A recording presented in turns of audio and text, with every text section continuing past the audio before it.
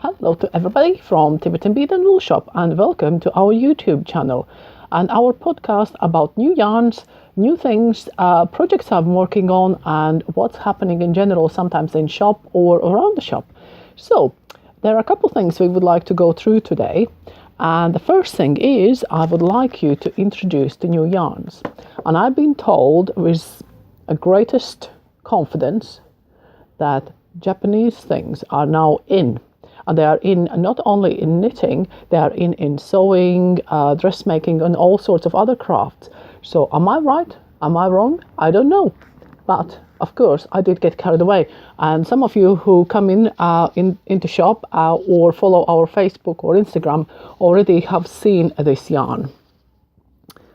It's a Japanese silk, and it comes from a company called Ito. It's 100% silk. It comes in the cones. As you can see, it's quite fine. I would say it's somewhere between on standards 4-ply to lace weight, but it has beautiful drape. These cones have 50 grams and 425 meters. So 2 of them could do you a good shawl. So, and with that, this one is the finer version of the silk. There is another version which hopefully you can see on the video is slightly thicker and variegated. This one is slightly dearer, but again, it's not drastically dearer. And this one, 50 grams, has 250 meters. And again, 2 to 3 of them could make you a really, really nice silky shawl. And talking about these silks, what of course I have played around, and that kind of I will cover in a minute, in a second heading, how I made it. But here in a shop, I have one thing available for you to buy. And this is the shawl available to buy as a ready-made item. But why I'm showing this, because this shawl is made in this. Admittedly, even though it's only stockinette stitch, admittedly, I didn't sit down like Cinderella and worked all night through. This one is done on my knitting machine, the oldest one, which is Knitmaster 300, which doesn't do much more than stockinette stitch.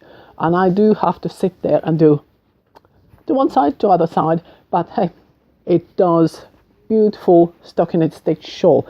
And there you can see how much one ball of yarn does.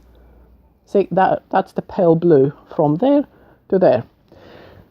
Yeah, so that's kind of about knitting machines. We will talk in a minute. But this yarn is absolutely gorgeous. And can you see how it drapes?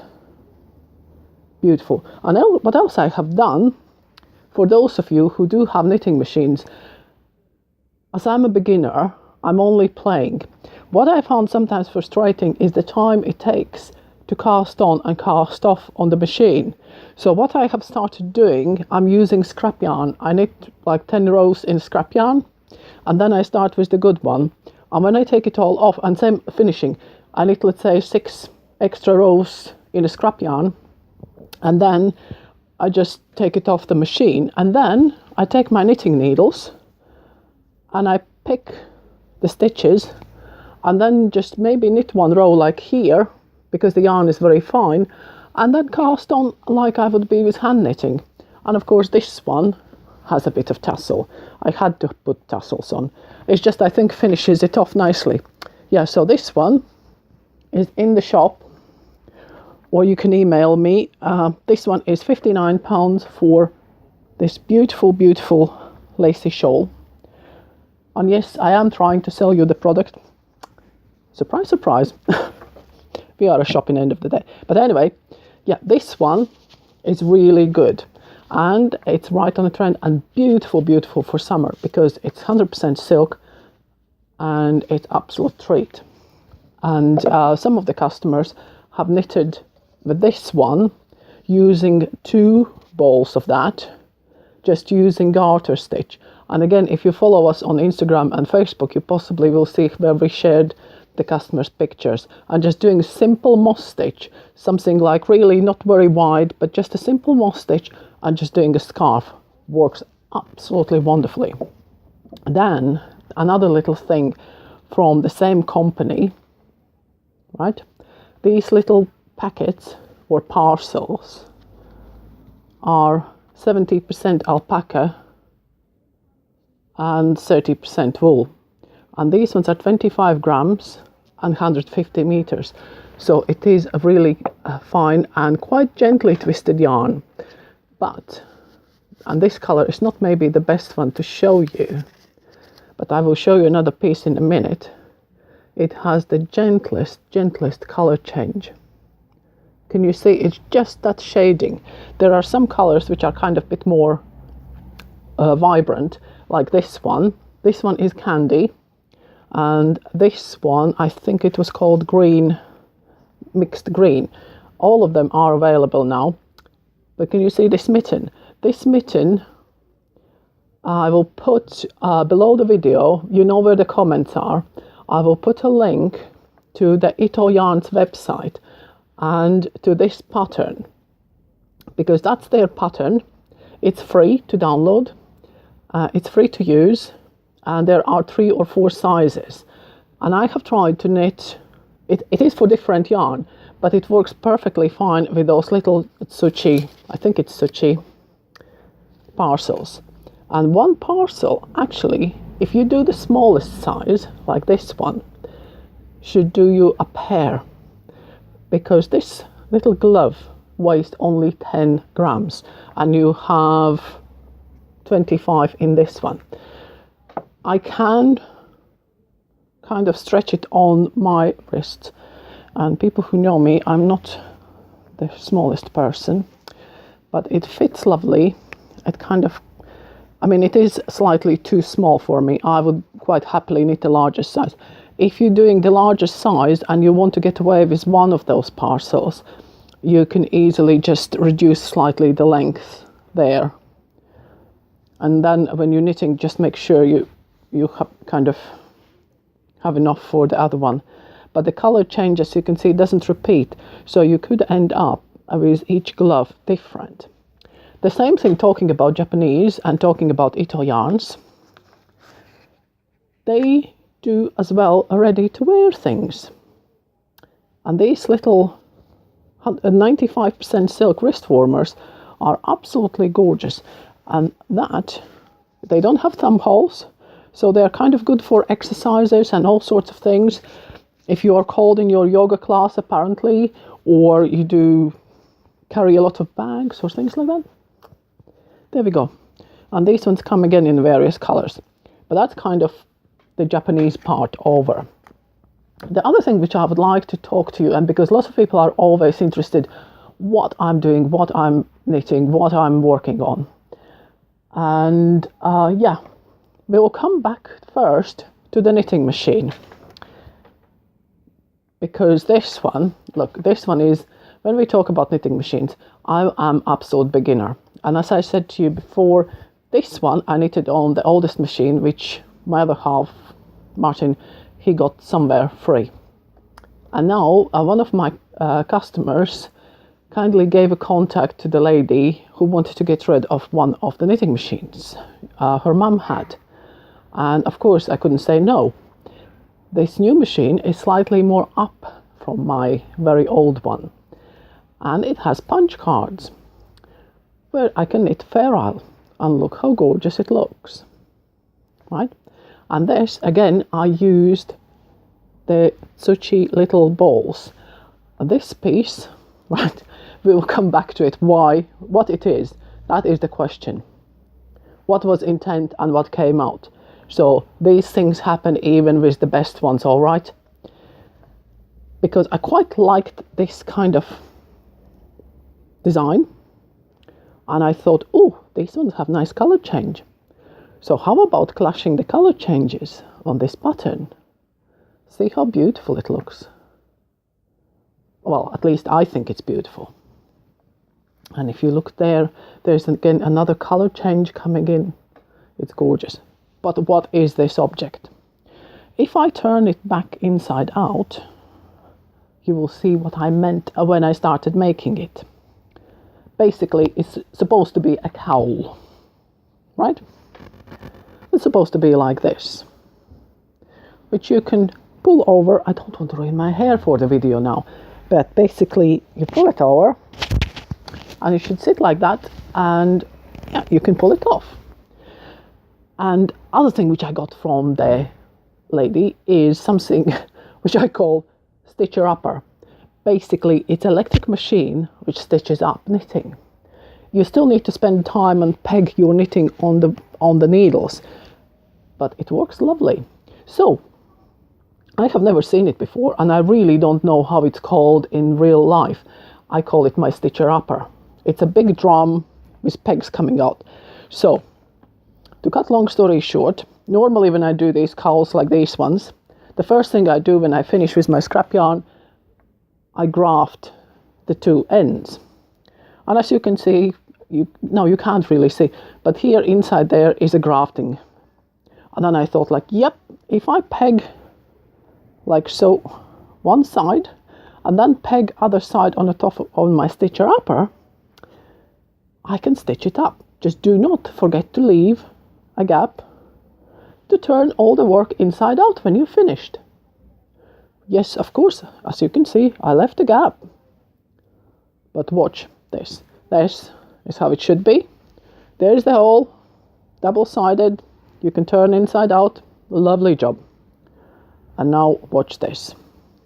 When you turn this little thing inside out, what comes out? A muff. This doesn't go over my head. I can't even make a hat out of it. So these things happen. And I have had this piece in a shop, and we have been entertaining customers like for a week now with this one.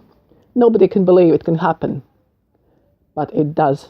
And trust me, even if I would have left the gap on this seam, which is the ends, stitching up ends, it doesn't work. I tried. If you can find a way how I can do it, I know I can do it now. Now I just need to unpick the seam and I can graft it or mattress stitch it together from the outside. Oops, lost something. It will be fine, but I still need to redo it. Yeah, so this turning inside out doesn't work very well, but I think the yarn and the pattern works really nice. What do you think? I quite like it, if it would be the right way up. And I'm sure by the next video, I will get mentally ready to actually redo it. You know, when you just have to kind of put things aside, and then you kind of calm down, think about it, and then just, yeah, let's redo it. So that's about the knitting machines. Now, for the people who would be interested in hand knitting, I have, together with these Japanese things, from the same company, when I ordered a book. And I can't remember the name of the person who has written the book, but it's called Sequence Knitting. It's this thick and this big. And I haven't taken it in because I was walking to shop today. I didn't take it in. It's too heavy. But I will put all the details below in the comments, and I will put all the descriptions. And that book we don't keep in a stock. That book is mine. But what is so wonderful there is that book only does knit and purl, which is really nice. Simples. Oops, there was simples. Sorry about that. Things escape. And dangle on my microphone cord. Hopefully it will all not go flying before I finish. But the sequence knitting basically plays with the idea that you break up your garter stitch with kind of, you knit garter, you knit, then you do a little bit of purl stitch, and then again you knit and purl, and on the other way, like on the proper garter stitch, you would again change the sequence, and it creates quite interesting stripy fabrics. So this piece there, right, is possibly becoming, or has a potential to become a scarf. I have cast on something like 360 stitches, and I think I'm going on all right. And what I'm using, because as I said to you, the Japanese things are now kind of on trend. The other thing which is on trend is marling yarns, which means combining various textures and various colors. So what I'm doing there is I'm using these 3 yarns. I'm using this dark one with kid silk and this one alone. And all these 3 yarns are from Isuga. And in a real life, they look like, that's the grey. That's the silk mohair. And where is the pale one? Is the Highlander.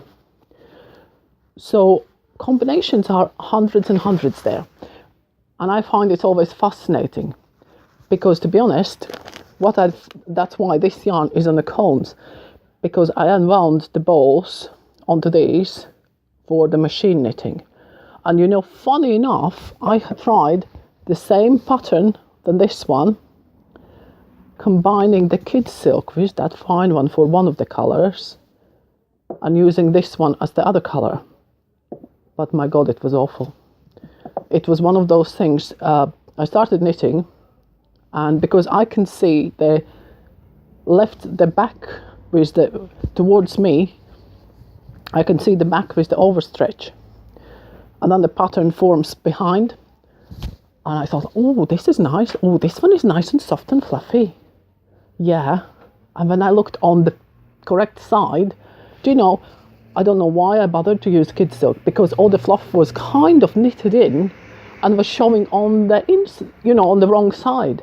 So the front was plain and no fluff of the kid silk.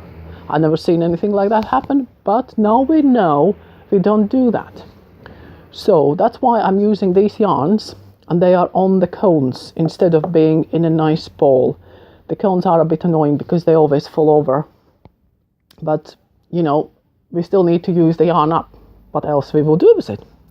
So, to summarize, basically at the moment, I'm kind of cracking on this shawl because I really want to see my sequence knitting going on. And I'm very, very tempted. Can you see how the beauty as well is that both sides are nearly identical? And I think if you do a scarf, that always slightly bothers me. That you have the one side which will say, if you do cables, you have one side which is so pretty, but then you always need to look on the other side where you have all the kind of, it's the wrong side. So when you put your scarf on, you know, you could get away with it, but basically, if you have both sides same, it looks much nicer. So we will see how this one looks. So this one is project to follow. And yeah, so hopefully in a week, I will have it ready, and I really hope that I can get away with one of them, one of the 50 gram skeins, and only one ball of that. I might need to have a second ball of the kid silk, but that I might. I will see how I get on. Yeah, so that's kind of covering all sorts of things, from new yarns to the project I'm working on, or what's interesting. And the other thing is, next week I possibly will show you, because this time of the year is quite interesting. We just been like a month ago, it seems like yesterday, but it's been just a bit more than months ago when I went to Cologne to trade show, one of the biggest European trade shows for yarns, and it was absolutely amazing. But it seems like yesterday, and we were looking on the summer yarns. And yes, there were companies showing already autumn collections, but that was kind of, oh, well, you know, it's so far away. But this week and next week, I will be seeing so many new things for autumn. It's a bit kind of like, oh, whoa, slow down, because we still have summer to go. But anyway, so it's nice to see, and it's nice to know what's going on. And there's so many temptations. It's bad. but I will show you possibly some new interesting concepts which come from woven yarns. I might have something else to show you, but it's all still kind of in what we see is still in the design shape. So we don't have the actual yarns or the actual colors. Some of them we do, but some of them we don't. So we kind of work and we try to build the selection for the autumn to cover all the possibilities, going through to all the suppliers. And I have a couple more meetings next week, so we will see how it goes on. And I will report to you back. So thank you very much for watching me, and I hope you enjoyed it, and I hope it was anything interesting and anything you would like to see again. So if you would like to see something more again, give us thumbs up, and of course do not forget to subscribe to our channel, and yeah, comment what would you like to see, what topics you would like me to cover. And I hope to see you all very, very soon. Thank you.